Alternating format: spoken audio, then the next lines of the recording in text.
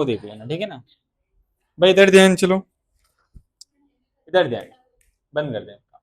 दाखला number 9 important है, 4 समान भाग वाला, ये भी पूछा चुका है। बिंदु ए दिया हुआ है -2 और 2 અને बी दिया हुआ है 2 और 8 ने जोड़ता रेखाखंडનું 4 સમાન ભાગમાં વિભાજન કરતા બિંદુઓના યામ શોધો। एक अपने ने स्टार्टिंग में दाखला करे थे त्रिभाग बिंदु वाला, करे थे कि नहीं करे थे। ये कौन सा बोल रहेगा, 4 समान भाग में विभाजन कर रहा है, उस बिंदु का याम हमको क्या करना है, ढूंढना है। तो सबसे पहले मैं रेखा बनाता हूं, जिसको नाम देंगे अपने रेखाखंड ए और बी। रेखाखंड ए बी आ गया, ए के याम कितने दिए हुए हैं -2 और 2, बी के याम क्या दिए हुए हैं 2 और 8। अब इस रेखाखंड पे मान लो मैं एक बिंदु देता हूँ सेंटर में, समान भाग कर रहा है यानी सेंटर में आएगा, नाम देता हूँ सी। तो ये रेखाखंड के कितने भाग हुए, 2 भाग हुए भाई, ए सी और सी बी। मेरे को कितने भाग करने होंगे, 4। तो एक बिंदु और लेता हूँ यहाँ पे, नाम देता हूँ मैं डी। अब कितने भाग हुए, 1 2 3, मुझे कितने चाहिए 4, तो एक और नाम लेना पड़ेगा, मतलब ई। अब देखो, एक हिस्सा, 2 हिस्सा, 3 हिस्सा, 4 हिस्सा, मतलब के 4 समान भाग हो गए कि नहीं हो गए, हो गए। तो सबसे पहले यहाँ पे मेरे पास 2 ऑप्शन है, मैं विभाजन के सूत्र से भी कर सकता हूँ और मध्य बिंदु के याम के सूत्र से भी कर सकता हूँ। क्यों, क्योंकि ए बी का मध्य बिंदु क्या बनेगा, सी बनेगा कि नहीं बनेगा, बनेगा, क्योंकि 4 समान भाग हुए, मतलब कि बिंदु कहाँ पे आएगा, सेंटर में आएगा सी। तो अपने एक काम करेंगे, अपने इसको आसानी से करना है तो मध्य बिंदु के याम से कर सकते, तो मध्य बिंदु के याम से करेंगे। सबसे पहले लिखूंगा अहीं ए बी नु मध्य बिंदु, ए बी का मध्य बिंदु कौन बनेगा, सी बनेगा ना। ए बी के सेंटर में कौन आएगा, सी आएगा ना। ए बी नु मध्य बिंदु सी છે, તેથી सी ना याम बराबर मध्य बिंदु के याम का सूत्र लगा दो। मध्य बिंदु के याम का सूत्र क्या होता है, x1 प्लस x2 भाग में 2, y1 प्लस y2 भाग में 2। ठीक है, ठीक है सर। अब ए और बी को नाम देना पड़ेगा, क्योंकि ए बी का मध्य बिंदु कौन है, सी। ए को नाम क्या देंगे, x1 y1, और बी को नाम देंगे क्या, x2 और y2। सी निकला था, बी होगा, ठीक है उसकी जगह। चल बोलो, x1 कितना, x2 कितना, नीचे 2 कोमा, y1 कितना, y2 कितना, नीचे 2, बरोबर। -2 + 2 0 भाग्या 2, क्योंकि 2 2 कट गया, 0 हो गया, ठीक है। 8 में 2 मिला है 10, भाग में कितना आएगा 2, 0 भाग्या 2 0, 2 पंचे 10 यानी के 5। ये किसके आम आ गए, सीनायाम।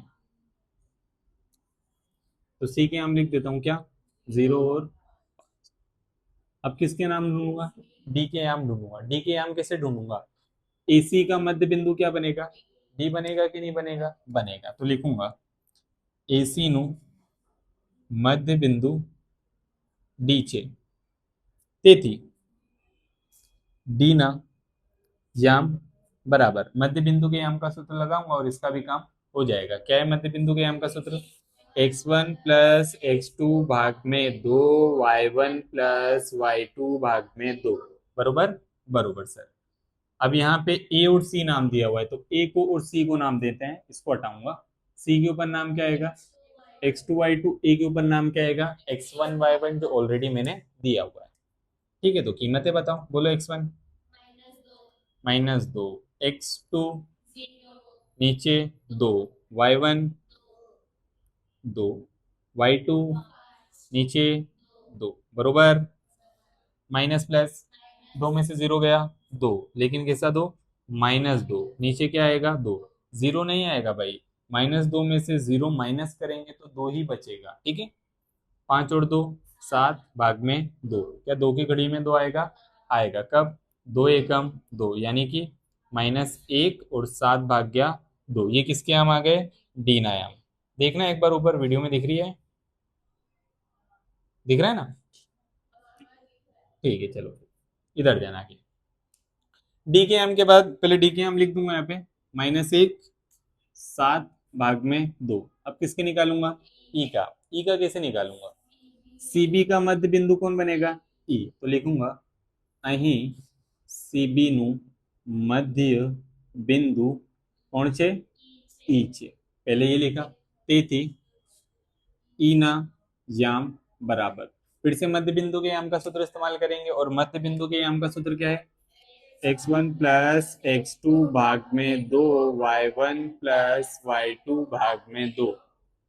नाउ इसके ऊपर से हटाता हूँ और इसके ऊपर से हटाता हूँ, पहले c और b, तो c को नाम दूंगा क्या?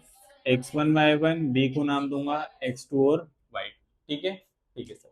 कीमतें बोलो। x1 x2 नीचे 2, y1 y2 नीचे, ठीक है, 0 ने 2, 2 नीचे 2, 5 + 8 13 भाग में 2, 2 एकम, तो 1,13 भाग में 2। ये किसके आम आ गए? इन आयाम। अब जो जवाब मांगा था वो आम किस तरीके से लिखना है वो देख लो। करें आम 4 समान भागमा विभाजन करता बिंदुना याम बराबर। पहले किसके याम ढूंढे हमने? सी के। क्या आया? 0,5। फिर कौन मिला? बी। क्या? -1 7 भाग में 2। और कौन मिला? अने करके लिखने का क्योंकि छिल्ला बचा है। अने 1 और 13 भाग में 2, 1 और 13 भाग में 2, और पीछे मड़ से। दाखला कैसा था? सिंपल, सादू अने सरल।